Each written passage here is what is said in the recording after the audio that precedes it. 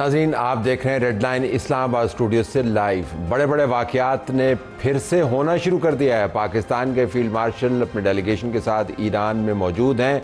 ये एक नया धक्का लगाया जा रहा है उस बस को जो अमन की तरफ जा रही थी लेकिन बीच में रुक गई, और उसके बाद इस्लामाबाद MOU की डेट जो थी 60 दिन की वो एक्सपायर हुई, और अब कोशिश की जा रही है कि दोबारा से उस अमल को रिवाइव करवाया जाए। उधर से डोनाल्ड ट्रंप की इंतज़ामिया ने अमेरिका की खारजा पॉलिसी की तारीख की सबसे बड़ी सैंक्शंस की रिजीम ईरान पर लागू कर दी है, और डोनाल्ड ट्रंप का मानना है कि ईरान कम्प्लीटली कोलैप्स कर रहा है।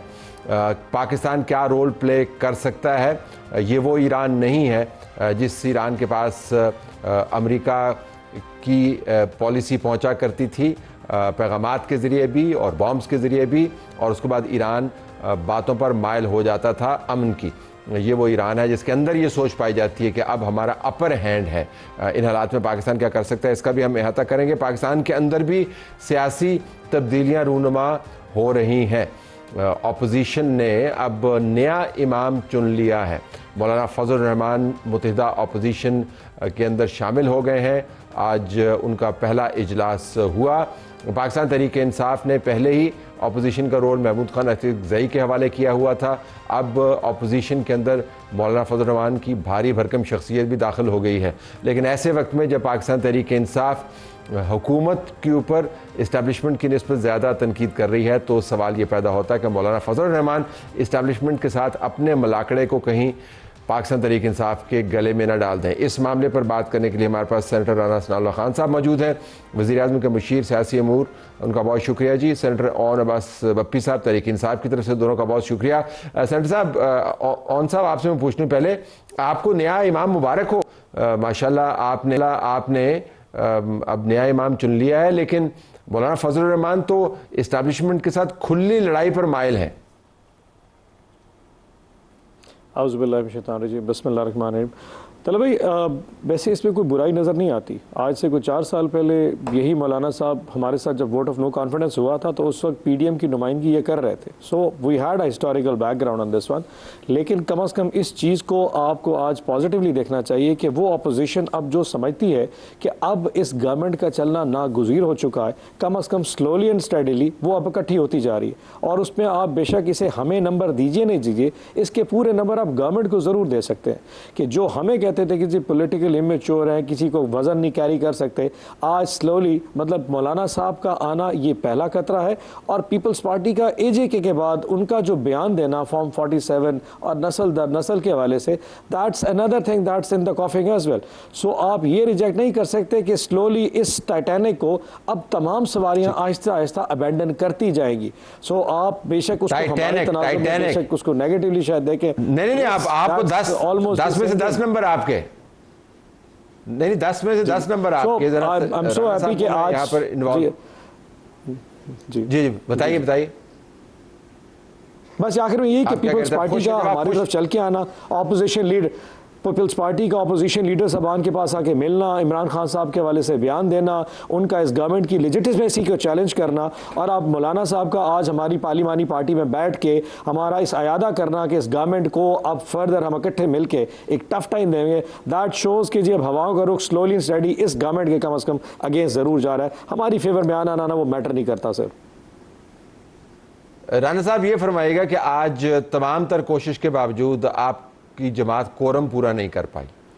मैं सिर्फ ये याद दहानी के लिए कि बुनियादी नंबर्स आप असम्बलियों के अंदर पूरे नहीं कर पा रहे, सेशन नहीं चला पा रहे, और ये बात दुरुस्त है कि 2024 में जो जमातें आपके साथ खड़ी थीं वो आपको छोड़ के जा चुकी हैं। मौलाना फजल रहमान आपके साथ टैसिटली सपोर्ट में थे, पीपल्स पार्टी की दूसरी एग्जाम्पल है, और ना सिर्फ उन्होंने छोड़ा आपको, अब वो PTI के साथ जाके बैठ गए। ये जो है वो आप जो है वो मेरा ख्याल है कि यानी कुछ चीज़ों को जो है वो बहुत ज़्यादा जो है वो उनको बढ़ा चढ़ा के या अदरवाइज़ एंगल से जो है ना वो आप देख रहे हैं। पहली बात तो ये है कि आज कोरम पूरा करना जो है वो कोई हमारी मिथ नहीं थी। जिस दिन हमने कोरम पूरा करना हुआ उस दिन कोरम पूरा करने का मतलूबा नंबर हमारे पास मौजूद है, वो पूरा कर लिया जाएगा। जिस दिन कोई लेजिस्लेशन करनी होगी वो भी जो है वो हो सकती है। पीपल्स पार्टी ने जो हमें वार्निंग दी है वो सिर्फ ये दी है कि हमारे कुछ तहफ़्फ़ुज़ात हैं, आप हमारे साथ बैठें और उन तहफ़्फ़ुज़ात को दूर करें। जब तक वो तहफ़्फ़ुज़ात दूर नहीं होते हम रूटीन की लेजिस्लेशन या कोऑपरेशन जो है वो नहीं करेंगे। लेकिन अगर कोई वाइटल इम्पोर्टेंट एजेंडा होगा तो उसके ऊपर हम पूरा ताउन करेंगे, जो उन्होंने 2 दिन पहले इस ऐलान के बाद जो है वो किया भी।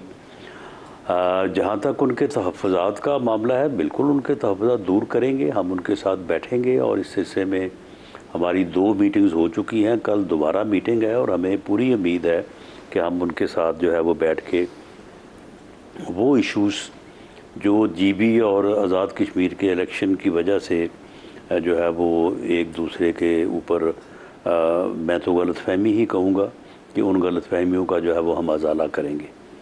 रही बात मौलाना फजलुर रहमान की, तो मौलाना फजलुर रहमान के साथ हमारे तल्लुकात जो हैं वो 24 के इलेक्शन के बाद कोई ज़्यादा अच्छे नहीं रहे और वो हमारे साथ भी खड़े नहीं हुए लेकिन हमारे मुखालफ भी नहीं खड़े हुए। और अब भी जो है वो हमारे मुखालफ जो है वो खड़े नहीं होंगे। जिस दिन ये लॉन्ग मार्च करके 27 तारीख को ये आएंगे इस्लामाबाद का घिराव करने के लिए, पता नहीं 20 लाख लोग लाना चाहते हैं, तो उस दिन अगर मौलाना भी इनके साथ शामिल हुए तो फिर आपका जो आज एनालिसिस है ये हमारे लिए वाकई कोई फ़िक्रमंदी का बहस होगा। फ़िलहाल अपोजिशन में मौजूद जमातों का जो अपोजिशन में बैठती हैं उनका आपस में तबादला ख़्यार करना, आपस में मीटिंग्स करना, आपस में लाए अमल बनाना, ये पार्लिमानी जमहूरियत की बुनियाद है, इसकी असास है।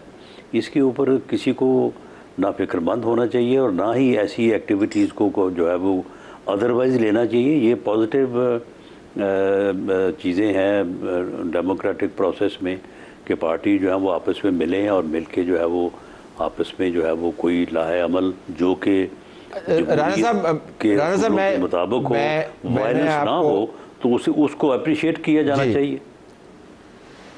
बिल्कुल, लेकिन आपकी कमाल बात है कि वो मुत्तहिदा अपोजिशन है, वहाँ पर आपस में बैठे हुए हैं, लाएमल बना रहे हैं। मौलाना ने निज़ाम को उधेड़ कर रखा, इस्टेब्लिशमेंट के साथ टक्कर मारी और नए इंतखाबात के ऊपर वो राज़ी हैं।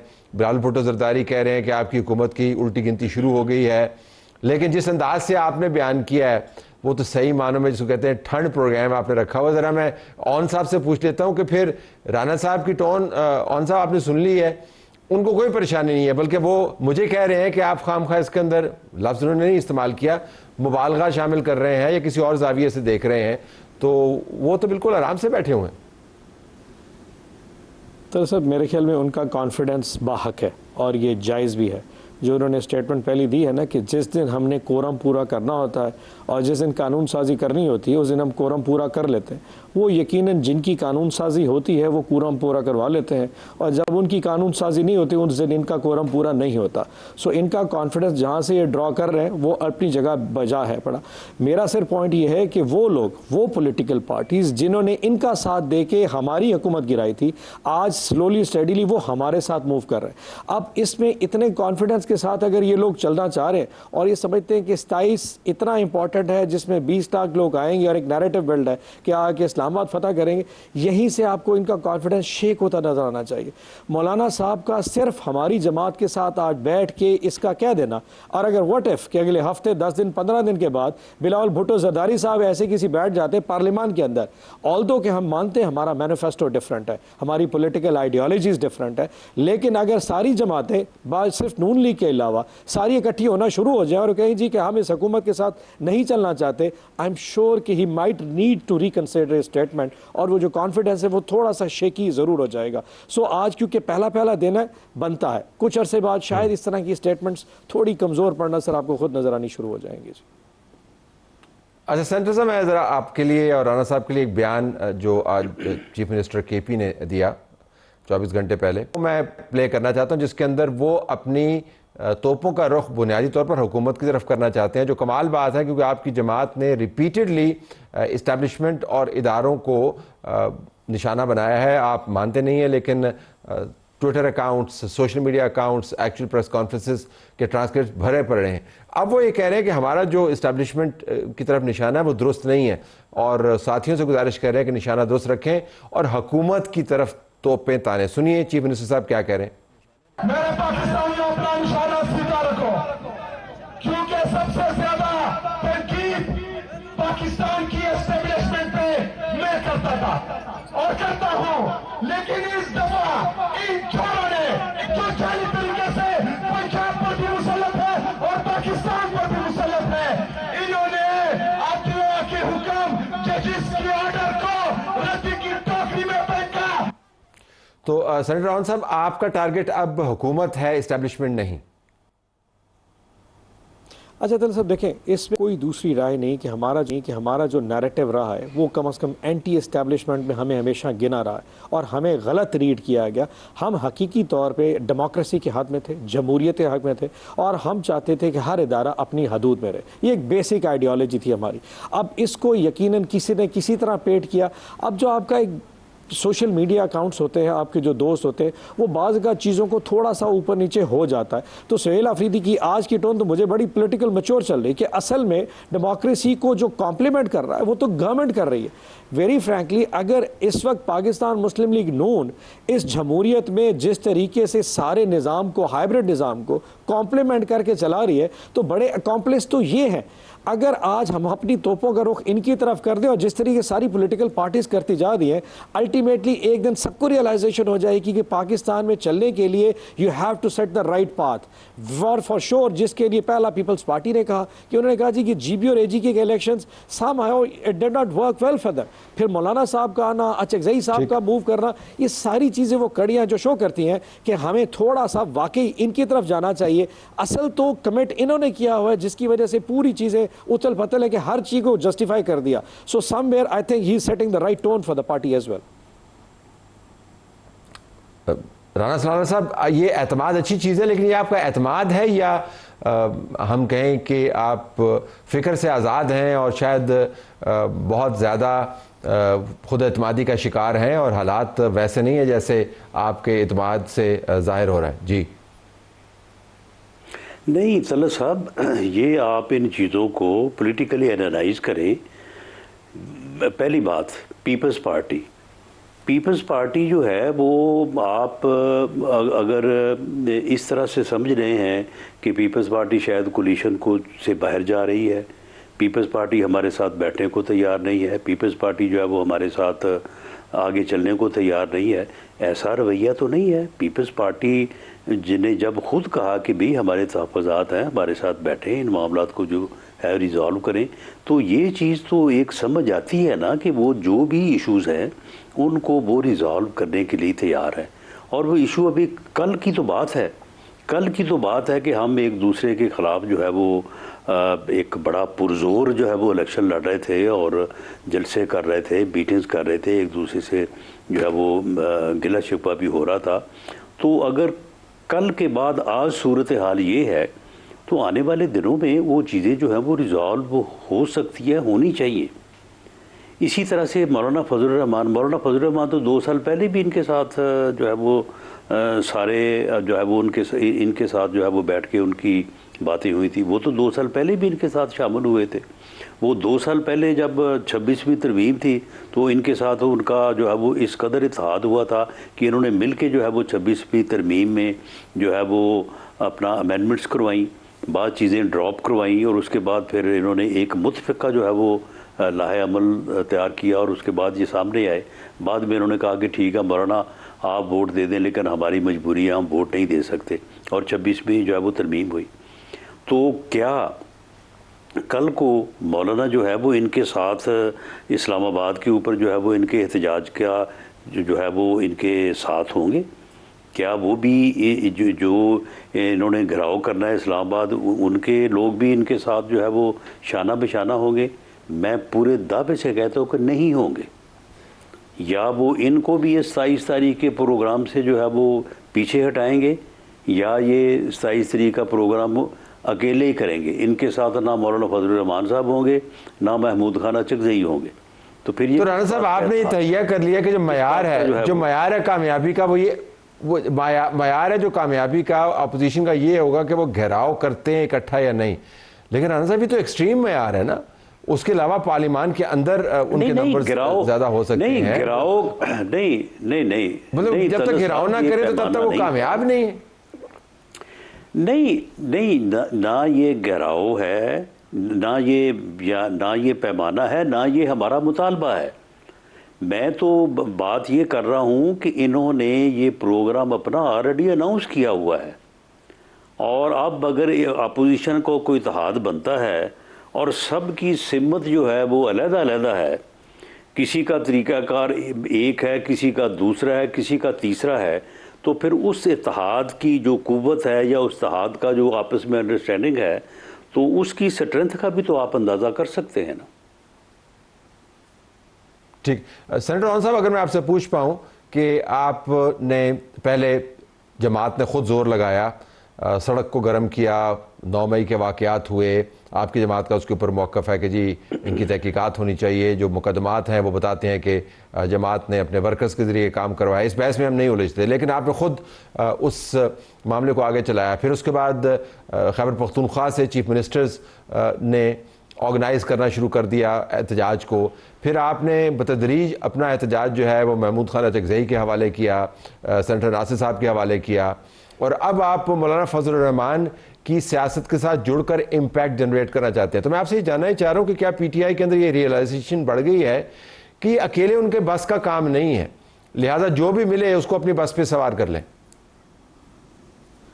चलो सब एक अर्ज़ करूँ, वैसे ना मैं तो कहता हूँ कि आज आपको हमारी कम अज़ कम पॉलिटिकल मैच्योरिटी की तारीफ़ ही करनी चाहिए। देखें, समटाइम्स आपकी जो सेल्फ एक्चुअलाइजेशन है, रियलाइजेशन किसी टाइम भी हो सकती है कि पॉलिटिकल अलाइंसेस के बगैर मूवमेंट्स नहीं जनरेट होती। और ये जो नैरेटिव है कि इस्लामाबाद का घिराव 20 लाख लोग और पहले भी आए थे फिर भी आएंगे, ये गलत है। हम तो छोटी से मुजाहरे के लिए दरख्वास्त देते हैं तो हमें DC जो है ना वो मुलाकात से इनकार कर देता है, हमें तो जलसों की इजाज़त नहीं। और पिछली दफ़ा जो मार्च हुए थे उसमें तो हम आराम से किसी जगह जलसे की भी कायल थे कि बिठा दिया जाए, लेकिन somehow they are not even willing to talk to us।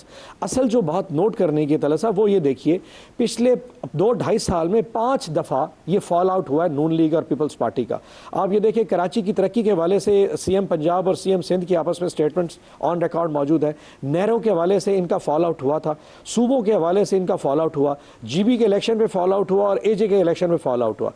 कम अज़ कम हम में इतनी मैच्योरिटी है कि बावजूद इसके कि हम समझते हैं कि सूबे बनने चाहिए, हमारा तो मैनिफेस्टो है पड़ा, लेकिन आज हम कम से कम ये नैरेटिव भी लेके रहते हैं कि अगर पीपल्स पार्टी कहती कि सिंध के अवाम इसके ऊपर राजी नहीं है तो आप रिकंसिडर कीजिए, let's take them on board, इसके ऊपर कंसेंसस बिल्ड कीजिए। क्या मुस्लिम लीग नून इतनी पॉलिटिकल मैच्योरिटी दिखा सकती है कि अपने किसी अलायंस के साथ बैठ के तैयारी कर ले, क्या ठीक है हम आपके स्पेस देने को तैयार हैं?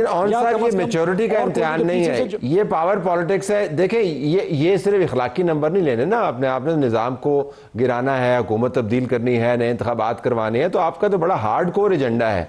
तो ये इखलाकी किस्म का तो नहीं है कंपटीशन के आप इखलाकियात में आगे चले गए। तो आप क्या कर लेंगे अगर आप हुकूमत को ना गिरा पाए? तो चले ठीक है, एस्टैब्लिशमेंट के साथ ही चल रही है वो, लेकिन चलती रहेगी फिर वो। एक अर्ज करता हूं सर, इस हुकूमत को गिराने के लिए ऑफ कोर्स हमारा तो पहले दिन से पॉइंट है कि ये लेजिटिमेट नहीं है, इनका जो क्लेम है पड़ा इस हुक्मरानी पे वो बनता ही नहीं है। अब अल्टीमेटली अगर कोई सियासी जमात जो हमारे अलावा PTA के अलावा इस लाइन के ऊपर हमारी पिच पे आती है, सो अगर इमरान भुट्टो जरदारी साहब की स्टेटमेंट काउंट कर लें कि फॉर्म 47 नस्ल दर नस्ल, और यही बात मौलाना फजलुर रहमान भी कर रहे हैं, तो अगर कोई हमारी पिच के हो तो हम क्यों ना वेलकम करें। पार्लियामान के अंदर हमारा इत्तेहाद हो सकता है, आपको सिर्फ स्पेस देने की जरूरत है। और एक चीज़ और बताऊँ, ये अपने पाँव पे खुद कुल्हाड़ी मार रहे हैं, हम शायद इतने पोलिटिकल मेच्योर हो ना हो, आप इसके ऊपर बेशक सारा दिन बहस कर सकते हैं, मुझे इनकी मेच्योरिटी के ऊपर है कि ये सारा कुछ जितना वजन डाल के वो एस्टैब्लिशमेंट में बैठे हैं, अरबाब इक़्तिदार पे बैठे हैं कि शायद हमारा जनाब सिस्टम चलता रहेगा। They are an excess baggage now for everyone. आप पाकिस्तान की इकॉनमी देख लें, पाकिस्तान की पॉलिटिकल सिचुएशन देख लें, बलोचिस्तान देखें, खैबर पख्तूनख्वा देखें, एवरीवेयर जो इनसे सवाल किया जाता है कहते हैं हमें तो पता नहीं, उनसे पूछ ले। ये जो उन वाला जवाब है ये इतना बड़ा बोझ है, मेरे ख्याल में अभी कोई भी उठाने को तैयार नहीं। सो जैसे मैंने कहा था ना, Titanic, they are a sinking sinking ship. अब इससे हर बंदे ने they have to jump this ship कि यार निकल जाए इससे पहले ये हमें मलिया मेट ना कर दे. It has nothing to do with us. That's entirely their fault जिसकी वजह से ये सारी political जमातें slowly इनके खिलाफ इकट्ठी होती जा रही हैं. So let's take it this way जी. राना साहब, तो फिर आप उनके ऊपर बहुत तकिया कर रहे हैं, तो जिस दिन उनने कहा कि बस ख़त्म तो बस ख़त्म. नहीं, देखें, मामला ये है कि अगर मौलाना फजल रहमान साहब के, जो कि 2 साल पहले भी इनके साथ वो मिले थे और उसके बाद फिर दोबारा जो है वो फासले हो गए, और उसके अलावा जो है वो महमूद खान चकज़ई साहब को इन्होंने बनाया है अपोजिशन लीडर, अल्लामा नासिर अब्बास साहब को सेनेट में अपोजिशन लीडर बनाया है. तो यही 2 साल से इनका चल रहा है. क्या कोई कोलिशन गवर्नमेंट की जो अलाइज हैं उनमें से कोई पार्टी जो है वो, क्या उसने पिछले हफ्ते में या 10 दिन में या 2 दिन में क्या उन्होंने ट्रेजी बेंचेस छोड़ के अपोजिशन में जाके बैठ गए? ये वहाँ पे पिछले 2.5 साल से अपोजिशन में बैठे हैं. मौलाना फजल रहमान भी बैठे हैं, महमूद खान चकज़ई भी बैठे हैं. तो आपस में अगर एक मीटिंग इन्होंने कर ली है, तो उस मीटिंग से अगर ये समझा जा रहा है कि ये बहुत बड़ी कामयाबी है, तो ये फिर कामयाबी जो है, ये तो फिर ये कामयाबी जो है इसी तरह से होती रहेंगी, और ये हुकूमत जो है ये अपना टेन्योर जो है. आपने उनका जवाब नहीं दिया राना साहब, उनका जवाब देना. 30 सेकंड रह गए. उनके ऊपर आपकी रिलायंस बहुत बढ़ गई है. उनके ऊपर नहीं, उनके ऊपर हमारी रिलायंस जो है वो जितनी इनकी थी उनसे तो उससे तो कम ही है. लेकिन बहरहाल इस्टेब्लिशमेंट एक हकीकत है, और इस्टेब्लिशमेंट के ऊपर ये फरमाए कि क्या इनका जो है वो इस्टेब्लिशमेंट के साथ जिस किस्म का मामला था, और जिस किस्म की ये तकारीरें करते थे, और जिस किस्म की ये बातें करते थे, कि हमने तो कभी उन चीज़ों को उस हद तक जो है वो ना कभी गए हैं, ना कभी हमने जो है वो बात की है. लेकिन मामला ये है कि जो उनके करने का काम है वो बिल्कुल वो करते हैं. उन्होंने मुल्क को जो है वो मार्का हक में कामयाबी हासिल करके बड़ी इज़्ज़त दी है. डिप्लोमेटिक महाज के ऊपर भी फील्ड मार्शल का जो है वो बड़ा एक जो है वो ज़बरदस्त रोल है. तो उस चीज़ को आप डिनाई तो नहीं कर सकते. आपने सही कहा. एक बात, कोरम पूरा करने की ज़रूरत नहीं है. राना साहब, आपका बहुत शुक्रिया, आपने हमें ज्वाइन किया. नाज़रीन, हमारा प्रोग्राम जारी.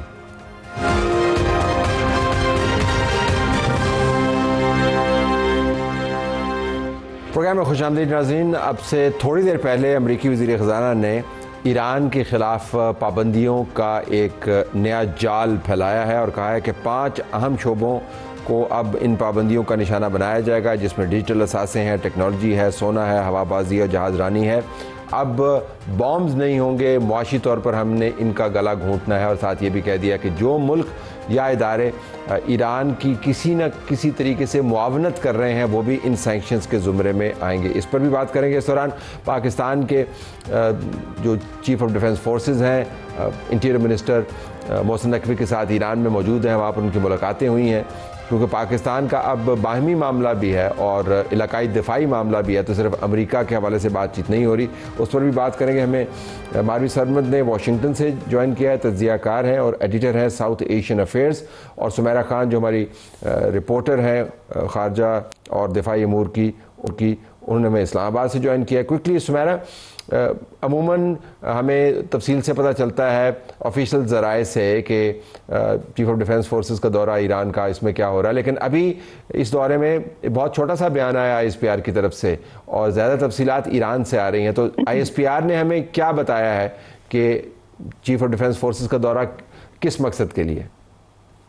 बहुत शुक्रिया तलत साहब. और ISPR ने अपने एक ब्रीफ सा स्टेटमेंट जारी हुआ था जिसमें उन्होंने क्लैरिफाई किया है कि उनका जो रडार ऑफ फोकस है वो तमाम तर इलाकाई अमन और इस्तेहकाम पर है, और वो जो तमाम तर डिप्लोमेसी है, आई डोंट नो इंटरमीडिएटशिप, और I actually use the word of facilitator, क्योंकि पाकिस्तान फैसिलिटेट कर रहे नेगोशिएशंस को. डिप्लोमेटिकली वी आर फैसिलिटेटर्स, मगर ईरान और अमेरिका हमेशा हमें मीडिएटर कह के एक टर्म से बुलाते हैं. तो उनकी इस स्टेटमेंट में ये बयान किया गया है कि हमारी तवज्जो और CDF जो है उनकी तवज्जो उस आलमी अमन के इस्तेहकाम और उसके तहफ़्फ़ुज़ पर होगी।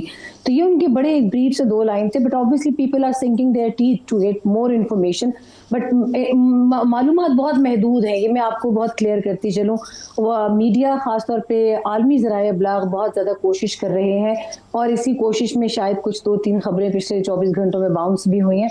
तो जी, पहले जो खबर वो रॉयटर्स की तरफ से आई, एक दो और जराए से आई। मैं आपके पास वापस आता हूँ, ज़रा मारवी से मैं बात करूँ। मारवी सरमद, हम तो पिछले कई माह से जंग की खबरों को कवर कर रहे हैं, फिर डोनाल्ड ट्रंप की धमकियों का हम तज्जिया कर रहे हैं, लेकिन आज आकर फिर इकनॉमिक सैंक्शंस के ऊपर आप बात ठहर गई है। वो कह रहे हैं कि अब ये हमारी नई मुहिम है कि हमने ईरान को मुआशी तौर पर तनहा करना है। तो ईरान में तो इन अ वे विक्ट्री साइंस हर तरफ वेव कर रहे होंगे, कहाँ पर बम्बार्डमेंट कर रहे थे और कहाँ पर ये बातें कर रहे हैं। जी बिल्कुल, और एक्चुअली विक्ट्री साइंस के लिए ही ट्रंप ने ये पैंतरा बदला है। आपके जब लास्ट टाइम आपके प्रोग्राम में मैं हाजिर हुई थी तो हम गुफ्तगू कर रहे थे कि जो न्यूक्लियर थ्रेट एक इमर्ज होता है उसके बारे में, और ये बात दुरुस्त है कि यहाँ पर बहुत सारे ऐसे इस तरह के एलिमेंट्स हैं यहाँ की इस्टेब्लिशमेंट के अंदर और जो एडमिनिस्ट्रेशन है उसमें, जो कि जाहिर है कि नहीं चाहेंगे कि ऐसा रेकलेस किस्म का कोई स्टेप उठाया जाए अमेरिका की तरफ से, और उसके बहुत डेविस्टेटिंग इफ़ेक्ट्स दुनिया पर तो होंगे होंगे, अमेरिका खुद पर बहुत ज़्यादा होंगे। तो उनको मुझे ऐसे लग रहा है कि वो फोकस जो है वो मिलिट्री स्ट्रैटेजी से हटकर ज़रा monetary strategy, so it's away from missiles closer to money, और वही बात ज़्यादा समझ में भी आती है ट्रंप की। और मेरा ख्याल है कि जो ओवरऑल इस्टेब्लिशमेंट है यहाँ पर, एडमिनिस्ट्रेशन है जो कि वॉर के हक में नहीं भी थी, वो भी इसके ऊपर कन्विंस कर रही थी ताकि उनका फोकस जो है वो इस पे हो और उनको कोई एक ऑफ रैम्प मिले इस पूरी सिचुएशन से निकलने का, क्योंकि वो विक्ट्री साइन के बगैर वो निकल महाल था उनका। तो वो इस तरह से, अभी आपने देखा कि इसी पिछले हफ्ते में ही कनाडा के साथ ब्रेक डाउन हुई है उनकी निगोशिएशंस टैरिफ के ऊपर, मगर वो उसको अपना विक्ट्री ही तस्वुर करते हुए यहाँ के मीडिया में जो भी उनके वो हैं स्पोक्स पर्सन, और वो उसी तरह से फ्रेम कर रहे हैं उसको। और इसी तरह से ये सैंक्शंस को भी ये इसी तरह से फ्रेम किया जा रहा है जैसे ये इनकी अल्टीमेट जो है वो विक्ट्री है। मगर लेकिन ईरान में इसकी तशरीह काफ़ी मुख्तलिफ है, ईरान में तशरीह इनकी काफ़ी मुख्तलिफ है। मैं अगर सुमेरा आपसे पूछ पाऊँ कि मामला सिर्फ यही नहीं रह गया कि अमेरिका और ईरान के दरमियान आपने मीडिएशन करनी है, फैसिलिटेशन करनी है, ये जो इकनॉमिक सैंक्शंस हैं, जब उनके वज़ीर ख़ज़ाना से पूछा गया कि चाइना के बारे में आपका क्या ख्याल है, क्योंकि अगर ईरान को आपने हकीकत में मुआशी तौर पर नुकसान पहुँचाना है तो चाइना का जो उसके साथ ताल्लुक़ वास्ता है उसको आपने कट ऑफ करना होगा। तो उसने कहा जी कि कोई भी मुल्क इस सैंक्शन रजीम से बाहर नहीं होगा। तो चाइना अगर इन सैंक्शन रजीम में आता है तो बराह रास्त अमेरिका के साथ उसकी लड़ाई बन जाती है, और हमने तो अभी तक बहुत ही एक बैलेंस क्रिएट करने की कोशिश की है, तो हमारे लिए एक चैलेंज भी बन सकता है। चैलेंज तो तलस्सा बन रहा है, बल्कि आपको याद होगा 2-3 महीने पहले जब बिल्कुल पीक ऑफ द आवर था, इसी तमाम तर जंग का हमने डिस्कशन की थी, मैंने एक छोटा सा हिंट उसमें दिया था कि अभी स्ट्रेट ऑफ हॉर्मुज, बाबुल मंदेब और एक इलाका और ऐसा है जो कि अनटैप्ड है, उसके ऊपर कोई बाकी दुनिया की इतनी इजारादारी नहीं है, मगर अमेरिका की उस पर नजर है क्योंकि वो बहुत ही एक मिस्ट्री है दुनिया के लिए, वो है कैस्पियन सी वाली बेल्ट।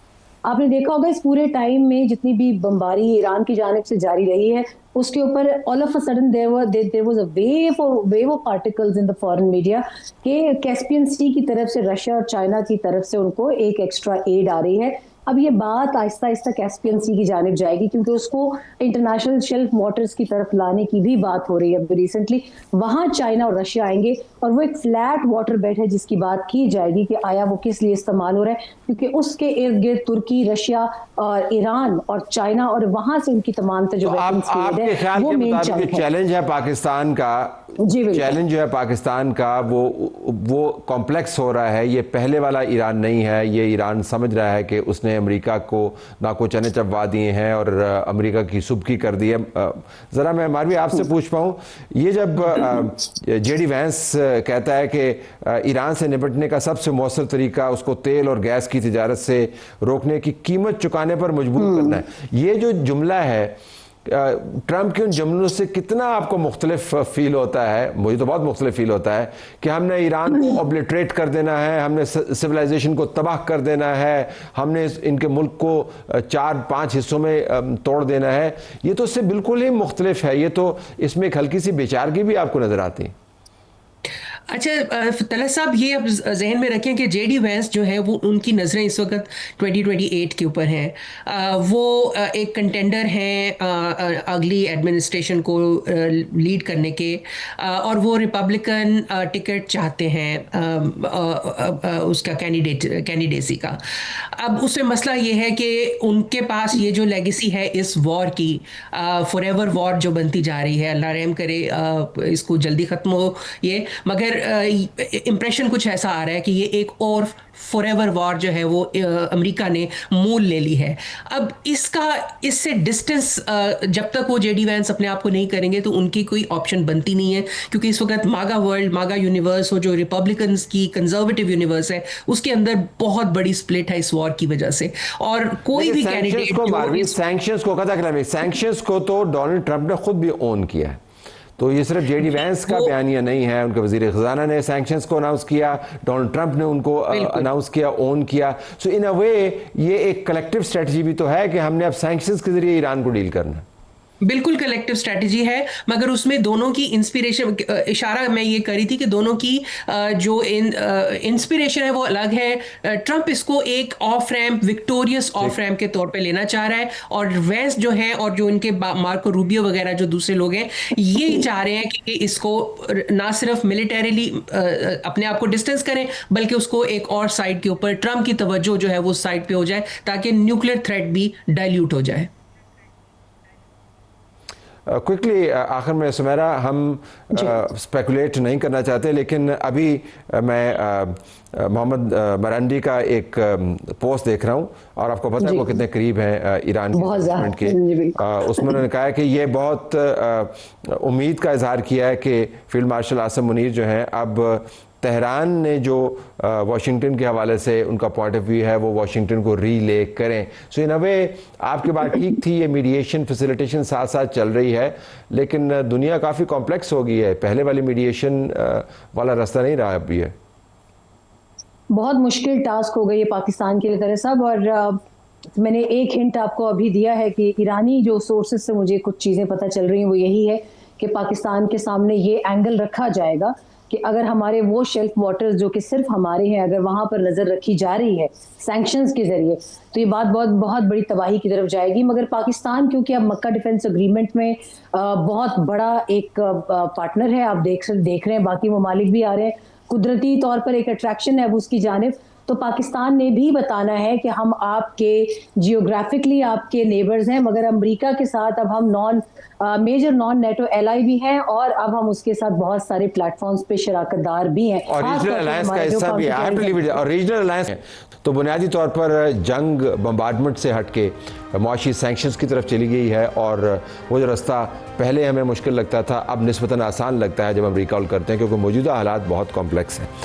हमारी तरफ से यही कुछ इजाज़त चाहते हैं। अल्लाह हाफ़िज़।